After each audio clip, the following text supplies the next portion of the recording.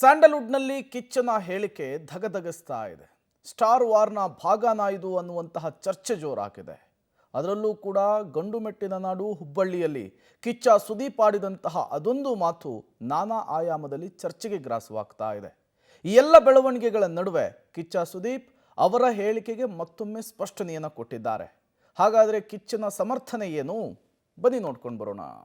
ಯುದ್ಧಕ್ಕೆ ಸಿದ್ಧ, ಮತ್ತೆ ಕೆರಳಿದ ಬಾದ್ಶಾ. ಯಾರ ವಿರುದ್ಧ ಯುದ್ಧ? ಸುದೀಪ್ ಕ್ಲಾರಿಟಿ. ಸ್ಯಾಂಡಲ್ವುಡ್ನಲ್ಲಿ ಮತ್ತೆ ಸ್ಟಾರ್ ವಾರ್ ಜೋರಾಗೋ ಲಕ್ಷಣ ಕಾಣಿಸ್ತಿದೆ.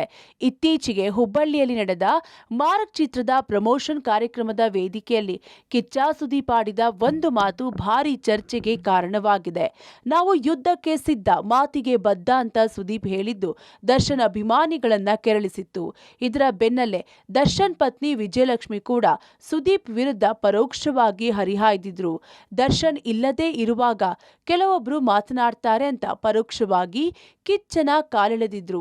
ಇದೀಗ ಸುದೀಪ್ ಕೂಡ ವಿಜಯಲಕ್ಷ್ಮಿ ಹೆಸರೆತ್ತದೆ ತಿರುಗೇಟು ಕೊಟ್ಟಿದ್ದಾರೆ.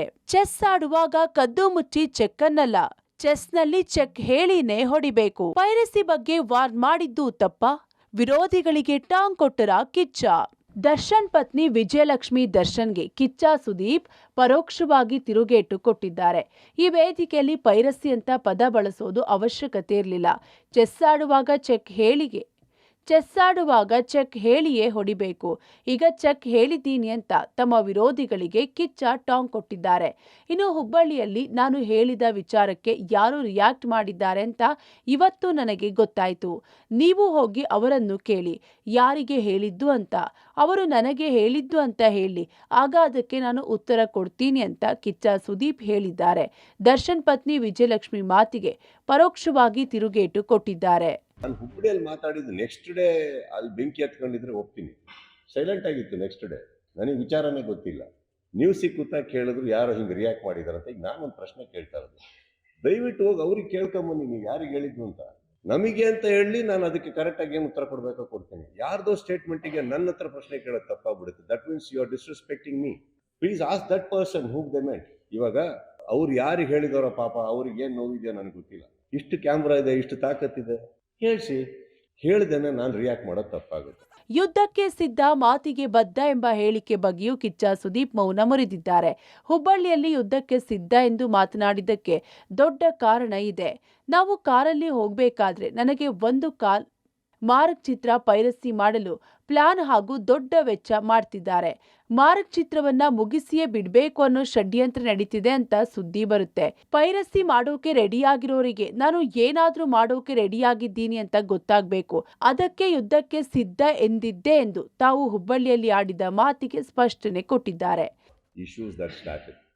ನಾನು ಅನ್ಕೊಂಡೆ ಹೋಗ್ತೀನಿ, ಎಲ್ಲಿ ಮಾತಾಡ್ಬೇಕೋ ಮಾಡ್ತೀನಿ. ಯಾಕಂದ್ರೆ ಒಂದು ಮಾಡಕ್ಕೆ ರೆಡಿ ಆದವರಿಗೆ ಗೊತ್ತಾಗಬೇಕು ನನಗೆ ಗೊತ್ತಾಗಿದೆ ಅಂತ. ಇವಾಗ ನೀವು ಕೇಳಿದ್ರಿ ಏನು ಸ್ಟೆಪ್ ತೊಗೊತಾ ಇದ್ದೀರಾ ಅಂತ. ನಾನೇನು ಹೇಳಿದೆ ನಿಮಗೆ, ವೆಯ್ಟ್ ಆ್ಯಂಡ್ ವಾಚ್ ಅಂತ. Because I can't give out everything. We will come. Last ಸೀಸನಲ್ಲೂ ಹಿಡಿದಿದ್ವಿ ನಾವು, ಹಿಡಿದು ಅರೆಸ್ಟ್ ಆಗಿದ್ರು, ಬಿಟ್ಟಿದ್ರು. ಈ ಸತಿ ನಾನು ಒಂದಂತೂ ಸತ್ಯ, ಹಿಡ್ದವ್ರನ್ನ ಮರ್ಸಿಲೆಸ್ ಆಗಿ ಒಳಗಾಕ್ಸ್ತೀನಿ, ಇದಂತೂ ಪ್ರಾಮಿಸ್. ನನ್ನ ಸಿನಿಮಾ ನಾನು ಕಾಪಾಡ್ಕೊಬೇಕಮ್ಮ. ಯಾವುದೋ ಒಂದು ಜಿದ್ದಿಗೆ ಅದನ್ನ ಮಾಡೋದಿದೆಯಲ್ಲ, ಅದು ತಪ್ಪಾಗುತ್ತೆ. ಒಟ್ಟು ಮಾಡಿ ಪ್ರೊಟೆಕ್ಟ್ ಮಾಡ್ಕೊಳ್ಳೋದು ನನ್ನ ಕೆಲಸ. ಈ ವಿಚಾರವಾಗಿ 30 ವರ್ಷ ಸಿನಿಮಾದಲ್ಲಿರೋನಿಗೆ ನನಗೆ ಗೊತ್ತಿಲ್ಲವಲ್ಲ. ಚೆಸ್ ಆಡಬೇಕಾದ್ರೆ ನೀವು ನೋಟಿಸ್ ಮಾಡಿರ್ತೀರಿ, ನಾವು ಕದ್ದಿ ಮುಚ್ಚಿ ಚೆಕ್ ಅಂತ ಹೇಳೋಕ್ಕಾಗಲ್ಲ. ಚೆಕ್ ಅಂತ ಹೇಳಲೇಬೇಕು. ನಾನು ಹೇಳ್ಬಿಟ್ಟೆ ಹೊಡಿಬೇಕು ಚೆಸ್ಸಲ್ಲಿ, ಕರೆಕ್ಟ್? ಅವರು ಯಾರಿಗೆ ಹೇಳಿದ್ದಾರೋ ಪಾಪ, ಅವರಿಗೆ ಏನ್ ನೋವಿದ್ಯೋ ನನ್ಗೇನ್ ಗೊತ್ತು. ನಾವ್ಯಾಕೆ ನನಗೆ, ರಾಜುಗೌಡರಿಗೆ, ನಲಪಾಡ್ಗೆ ಅಂತ ಅಂದುಕೊಳ್ಬೇಕು ಎಂದಿದ್ದಾರೆ ಕಿಚ್ಚ ಸುದೀಪ್. ನಾನು ಯಾರಿಗೆ ಹೇಳಿದ್ದು ಅನ್ನೋದನ್ನ ಹೇಳಿದ್ದೀನಿ. ಒಂದ್ ವೇಳೆ ನಮ್ದೇ ಅಂತ ತಗೊಂಡ್ರೆ ನಾವು 3 ಜನ ಉತ್ತರ ಕೊಡೋಕೆ ಬರ್ತೀವಿ ಅಂತ ಸುದೀಪ್ ಸ್ಪಷ್ಟಪಡಿಸಿದ್ರು. ಇದ್ರೊಂದಿಗೆ ವಿಜಯಲಕ್ಷ್ಮಿ ದರ್ಶನ್ ಹೆಸರೇಳದೆ ಪರೋಕ್ಷವಾಗಿ ಕಿಚ್ಚ ಸುದೀಪ್ ಟಾಂಗ್ ಕೊಟ್ಟಿದ್ದಾರೆ. ಸದ್ಯಕ್ಕೆ ಸುದೀಪ್ ತಮ್ಮ ಮಾತಿಗೆ ಸ್ಪಷ್ಟನೆ ನೀಡಿದ್ದಾರೆ. ಆದ್ರೆ ಈ ಪ್ಲಾನ್ ವಾರ್ ಹೀಗೆ ಮುಂದುವರಿಯುತ್ತಾ, ಇಲ್ಲಿಗೆ ಅಂತ್ಯವಾಗುತ್ತಾ, ಅಥವಾ ಸುದೀಪ್ ಮಾತಿಗೆ ತಿರುಗೇಟು ಬರುತ್ತಾ? ಕಾದು ನೋಡ್ಬೇಕು. ಧನು, ಎಂಟರ್ಟೈನ್ಮೆಂಟ್ ಬ್ಯೂರೋ, ಪಬ್ಲಿಕ್ ಟಿವಿ.